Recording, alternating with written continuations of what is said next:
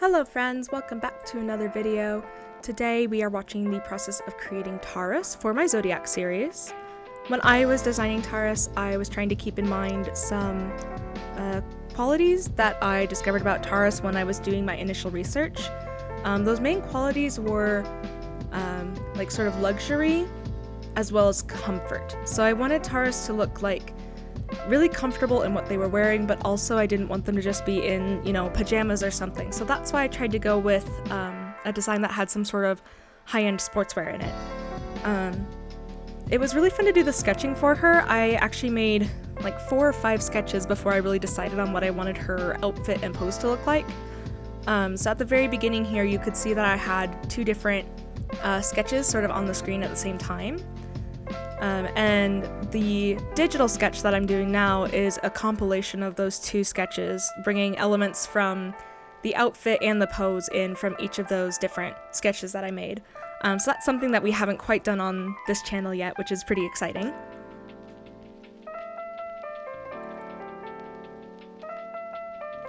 I do want to say while I'm drawing this that these shoes, I saw them on, I think, Google Images. It might have been Pinterest. If I saw them on Pinterest, I will definitely find them again and put them in my Zodiac inspiration folder, or board, whatever they call it, so that you guys can see it if you want to. I do like putting my references up there so you can always see where I get my ideas from or what I'm referencing. Something else I want to mention during this sketch portion is that this pose is really, really hard to draw, especially for me. Like, I think most artists would sort of agree that drawing someone with their feet on like the same plane, same level, but their knees differently or whatever, like she's got one hip popped, which brings one knee up and the other down. That's pretty difficult to draw, especially when you're doing something like very 2D front-on manga style, which is what I'm doing here. And drawing people with hands in their pockets has always been a struggle for me. I find it really hard to get their thumb to look right or their hand to look like it's actually in their pocket, things like that. So this was definitely a challenging art piece for me, and I really enjoyed it, and I'm really pleased with how it turned out. And I hope you guys feel the same way.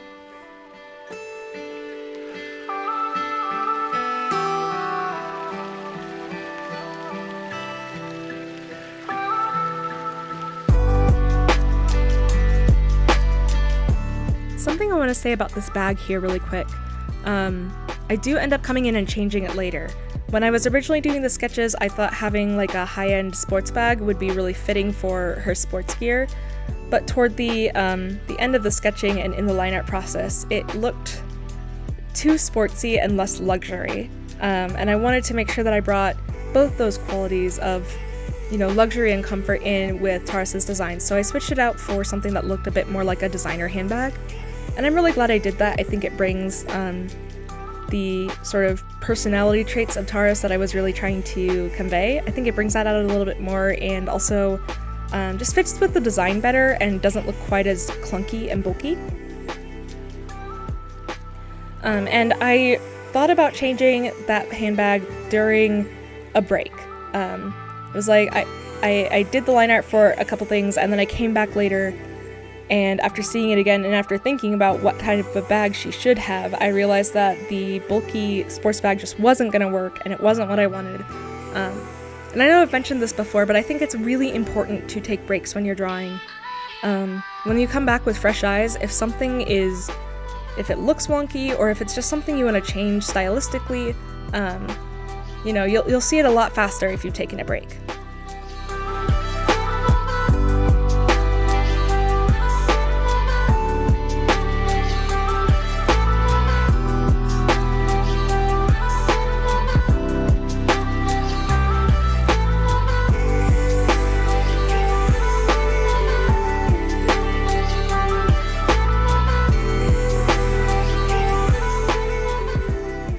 Working on this line art here, I don't know if you've really noticed, but there's a couple times that I used a symmetry tool or symmetry ruler in Clip Studio, which just mirrors whatever I'm drawing. I've heard a lot of people say that using a symmetry tool is like cheating, or that copying and pasting the same line or whatever is cheating. and it is absolutely not. A lot of people have sort of this weird idea that digital art is easier or faster or not real art or real talent. That is completely untrue. It still takes a lot of time and a lot of at least knowledge about what you're doing to make digital art come out the way you want it. And all of the tools that you can do in digital art are based off of tools you can do in real life too. So you can mirror what you're drawing. It just takes a lot more time and a lot more equipment. You'd have to get some sort of light board, trace things, backwards, and then copy it in again. And it just takes a lot longer of a time, and it's a lot more difficult to do. If you have, digital art tools that let you just mirror something really easily, or, copy and paste a line instead of having to trace it from something, that's a lot faster. And that's really helpful. And it is in no way cheating. It's not like a shortcut in any sense, because, I don't know. It's just not. I see people say things like that about digital art, and it just frustrates me because digital art is not in any way a lesser form of art than traditional media. And I think a lot of people think it is for some reason. I think that the general public who doesn't draw or doesn't know a lot necessarily about art or the process of art, they tend to think that digital art is easier or, I don't know, cheaper, less valuable somehow. And I just want to say that, as an artist, but also as someone who appreciates art from my fellow artists, digital art and traditional art both have their place, and they have different tools, and you can convey, either the same thing or different things in both media, and that's something that's really cool about art. And I did just want to mention, if you're learning art, or if you are struggling moving on to digital art instead of, traditional media, anything like that, use the tools that you have available. Those are there to make you, to not necessarily to make things go faster, but to let you have access to tools you might not have in the physical world. I do not have a light board. I have a really difficult time tracing things. Usually if I want to trace something, it involves taping a couple pieces of paper to my window, and then drawing while standing, facing my window, and that gets really uncomfortable really quick. I can do it, and I have before, but if I'm able to just trace stuff in digital art, so much easier. So make sure that you use those tools available to you.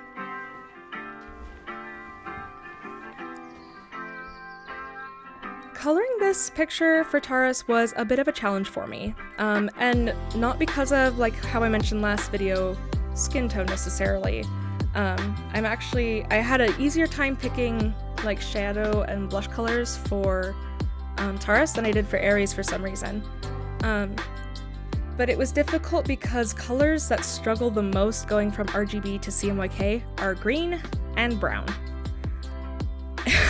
That's her entire color scheme for Taurus right now is green and brown. And I chose that partially because Taurus is an earth sign, but also because I thought it looked nice and whatnot. There's an alternate color version that you can see if you're one of my patrons on Patreon. You can go to the sketches for Taurus, and you can see the alternate colors I might have chosen, which I think were a yellow jacket and then black and white shoes, I believe.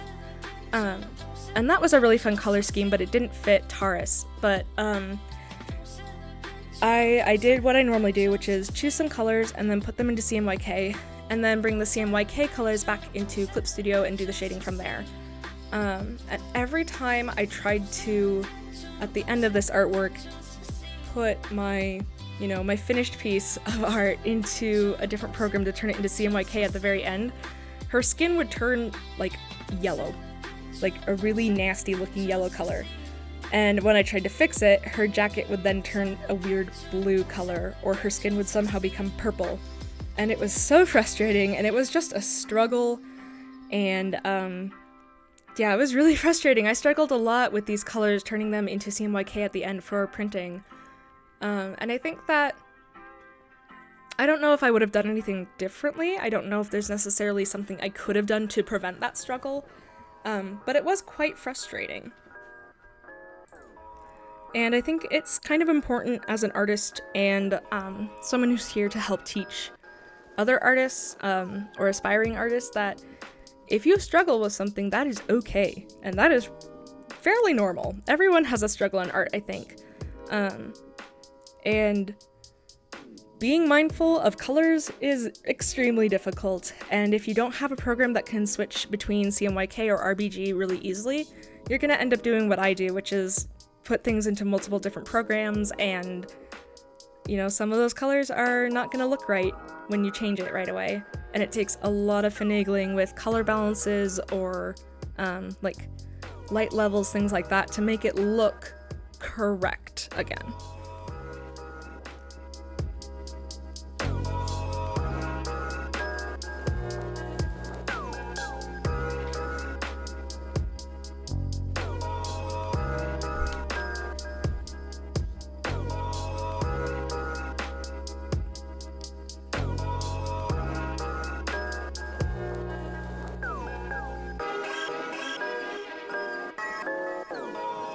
So in her eyes here, this is another instance where I used copy and paste to get the little star to look right.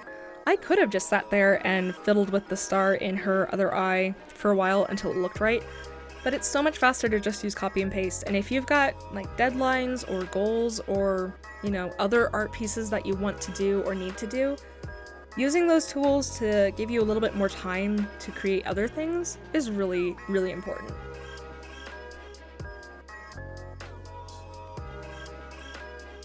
So while I'm coloring here, I want to mention a couple of the projects that I'm working on right now or going to be starting soon. This was suggested by one of my patrons that I talk about this during one of my videos, so thank you very much for that idea. I think this is a great opportunity to talk about what I'm working on right now. The first is obviously my Zodiac series. I am doing a picture of a girl based on Zodiac signs. So that's going to be roughly one design a month. And that's super fun. I had a tendency in the past couple of years to start a series or project or something like this and then not follow through with it. And I'm very committed to this one, and I'm really working hard to follow through with my goals and my plans.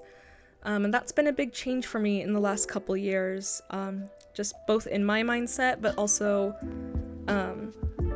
there's a lot of things I learned about myself in the past couple years, and that's really helped me be able to know how to manage my workflow and how to commit to a series like this instead of starting and never finishing. So this is really important to me, and I'm having a lot of fun making these every month, and I hope you guys enjoy them just as much as I do. The next thing that I've been working on this year is expanding my Patreon. I'm trying to do a lot more outreach to get more people to see my Patreon page and follow it, even if they can't support me monetarily through Patreon. I would at least love if more people would look at my page and follow it if they can't, you know, become a patron on Patreon. If they can't make that that monthly pledge, to follow it and be aware of, you know, when I post a lot of things publicly there. I've always got links down in the description for my Patreon page, all of my other social media. I would really love if you guys would check that out. That is something that I am actively working on this year, is growing my internet presence. And Patreon is just one of those places that I'm doing that. I'm also trying to be more consistent in posting on YouTube and Twitter and Instagram and whatnot. And one of my goals is for the end of the year, or by the end of the year, I'm trying to open a store on my website where I can sell prints and, you know, other things like that. That isn't a long, that's a long process. I have a website store that a friend helped me make, but I have not figured out how to use it yet, and I don't have the startup products to start selling yet, and all of that takes a really long time. So it's gonna be at least a couple months before that is up and running, but my goal is to have that store up and running before the end of the year. So yeah, keep an eye out on like Twitter or Patreon or Instagram, anywhere. As soon as I've got that store up and running, I will be posting about it a lot. So just keep your eyes posted for that.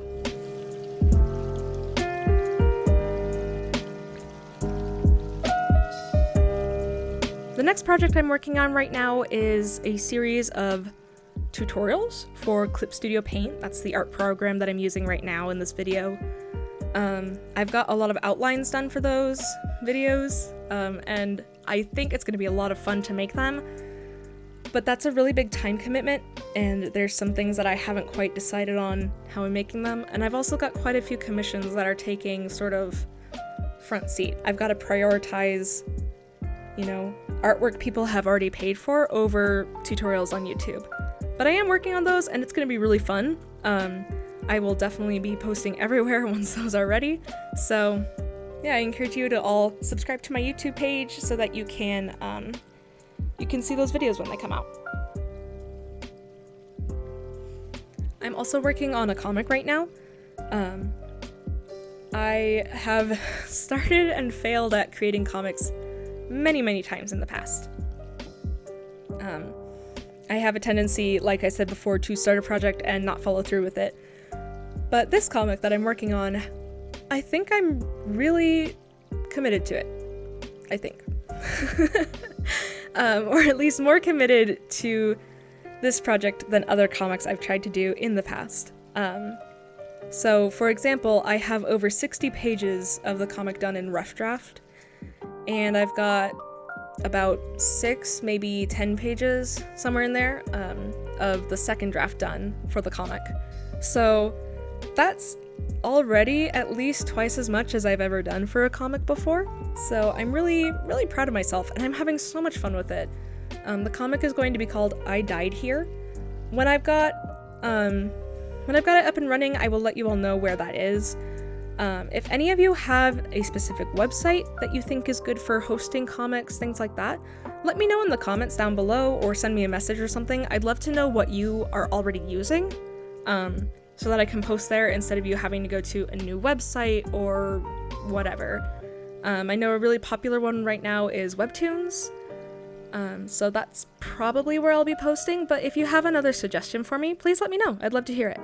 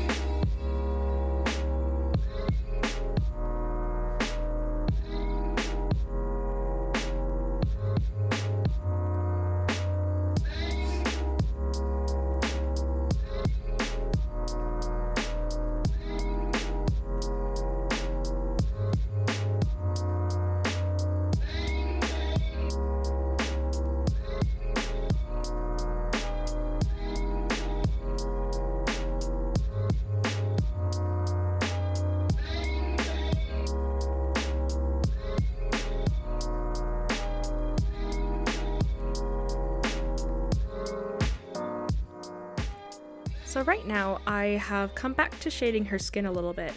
I noticed that some of the shadows just weren't as dark as I wanted them to be. They weren't shadowy enough. They were too close to her original skin tone, so I went in and deepened those up a little, and later still, I think, I'm gonna go back to her abs a bit more and touch those up. I have never drawn abs before this video, so that was a very new experience for me. It was really interesting. I pulled up some reference pictures and whatnot, but it was really challenging. Like if I was drawing super buff abs for her, maybe that would have been easier. Or if I was giving her like just a round tummy, that would have been easier. But I wanted her to look like, like fit, but not like she's buff muscle madness lady. I don't know. So It took me a really long time of just sort of fiddling around with some different brushes and different colors to get something that looked like somewhat believable, but also, I don't know, nice and aesthetic. It's not like super realistic, it's not cartoon six-pack, and I think, I don't know, just fiddling around with something until it looks right sometimes works. In this case it did, and sometimes you just get frustrated and nothing looks right or whatever. So, I don't know, sometimes it works and sometimes it doesn't. I don't know what the message there in that is. I don't know what I'm trying to say about it, but yeah, I don't know. I'm pretty proud of how those turned out. For my first time drawing anything like that, I think I did pretty good. And then here, coloring her hair, I was laughing a lot at myself because during the Pisces video, I said that I had finally found a hair shading style that I was sort of like set on, and for Taurus, I changed it. So, I don't know, it was pretty funny to me. Like 2 videos later, here I am changing up my methods after saying that I'd found something I liked. And that is okay. I'm actually really glad I found these brushes that I'm using here. An artist made an article on the Clip Studio website about like a hair coloring tutorial, and they had some links to some really nice brushes there that you could download for Clip Studio Paint, and I did, and I absolutely love some of them. One of them was already really similar to a brush that I already used, and then the other ones, you can kind of see in the left hand corner of my screen there, it's like RI star hairbrush. That is such a nice brush. I love this brush. I'm so glad that that artist made a tutorial on the Clip Studio website so that I could, you know, download that and use it. It's really cool. It has like hair strands in it, so the hair doesn't look quite as much like, you know, bubblegum or something. It looks more like hair in a way. You know, but still in a very like cartoony sense. It's not super realistic, but it's also not just shiny blobs of color. And I really like it. I'm really happy with it. I will definitely be leaving links in the comment or in the description box below to that article for sure. If I can figure out a way to link the specific brushes that I liked, I will also link those as well for you guys.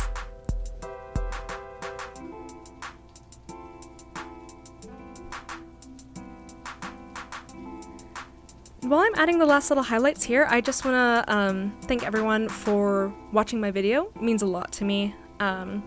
I've had quite a few new subscribers lately. I've had a lot of comments from friends or family members, or even, you know, just followers on the internet saying that they like my videos or they really like how the art turned out at the end.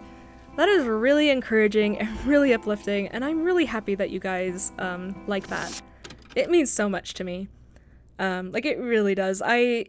When I was in, like, I don't know, middle school and high school, I wanted to be an artist, but I felt like it was an impossible goal that I could never reach. Like, I would never be good enough, or, you know, even if my skill level in art got to a point that I could be doing commissions or something, I wouldn't have time, or people wouldn't like me or something.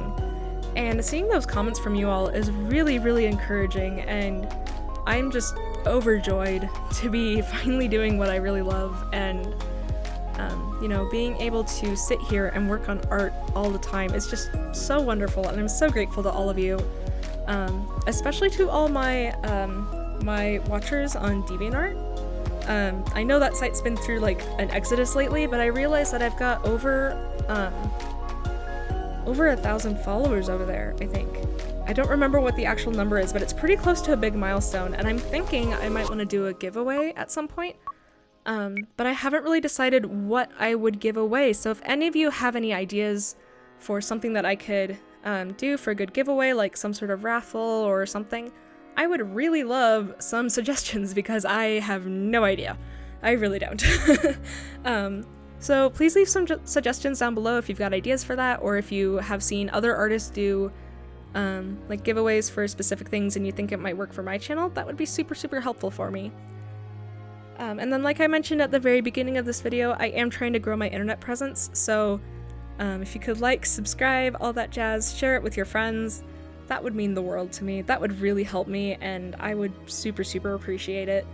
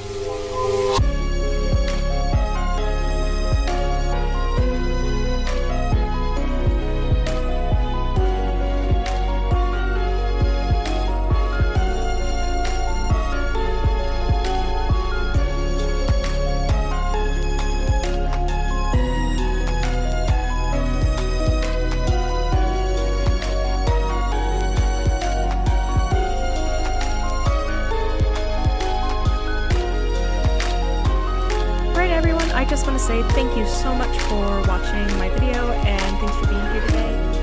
I'd love if you could leave me some comments down below on other things you'd like to see on my channel, or I don't know, like anything you want me to talk about during one of my videos.